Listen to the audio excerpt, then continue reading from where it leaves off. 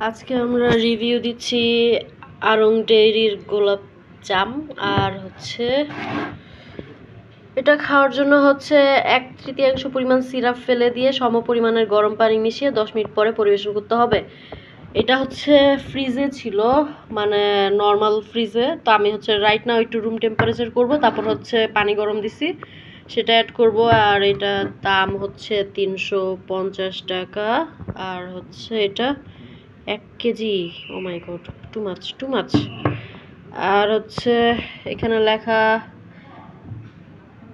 লেখা কই পরিমাণ কই, এখানে 20+2, 20+2 আর কি। ওকে,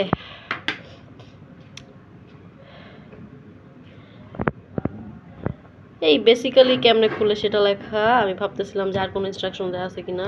সো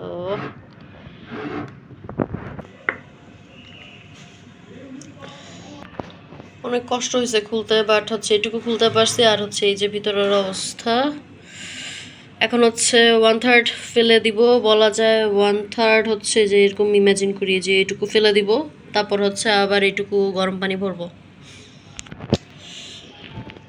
1/3 ফেলে দেওয়ার পরে যখন গরম পানি দিছি, সাথে সাথে কালারে একটু চেঞ্জ আসছে। আর হ্যাঁ, সিরিয়াসলি ওগুলো পুরোপুরি চিনি শিরা ছিল যেটা ফেলে দিছি আমি।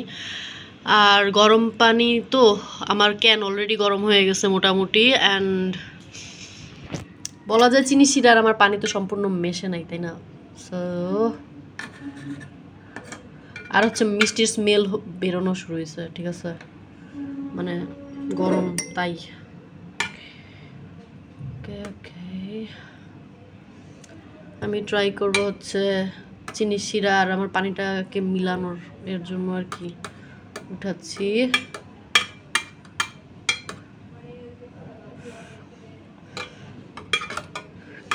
একটু মিক্স করার ট্রাই করতেছি, that's it.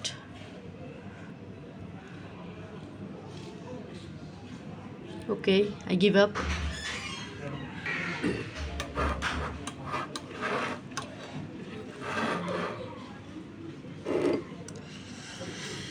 Okay, expectation versus reality পাশেই।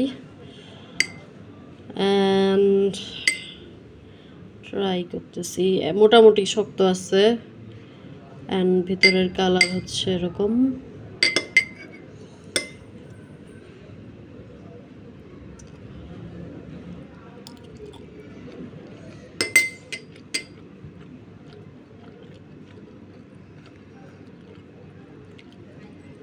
এটা যে ছানার তৈরি মিষ্টি, সেটা ফ্লেভারে বোঝা যাচ্ছে। আর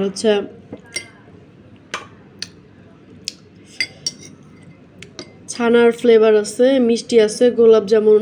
গোলাপজাম বলতে যে মিষ্টি, ওই যে বলা যায় হালকা মিষ্টি কালার, হালকা মানে কালোটা ছাড়া আর কি, মানে এই কালারের যে মিষ্টি নর্মালি পাওয়া যায়। কোয়ালিটি ভালো, ফ্লেভারফুল।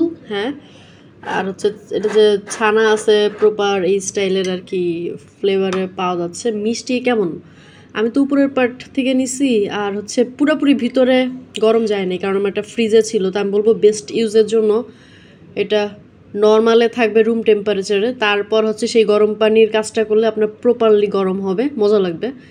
আপাতত আমার উপরেরগুলা গরম হয়েছে, আর এটার পুরোপুরি ভিতরে ঠান্ডা আছে একটু, যেহেতু আমার একটা ফ্রিজ থেকে বের করে আমি গরম পানিতে দিছি।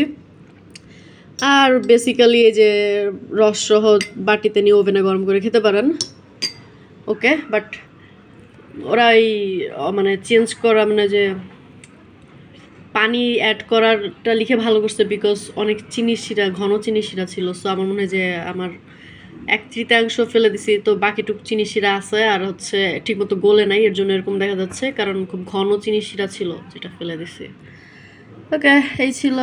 আমি বলবো যাদের এলাকায় প্রপার ভালো মিষ্টি পাওয়া যায় না, তারা এগুলা ট্রাই করতে পারেন। এটা আপনার মোটামুটি বলা যায় একটা বেসিক ভালো মিষ্টির ফ্লেভার দিবে।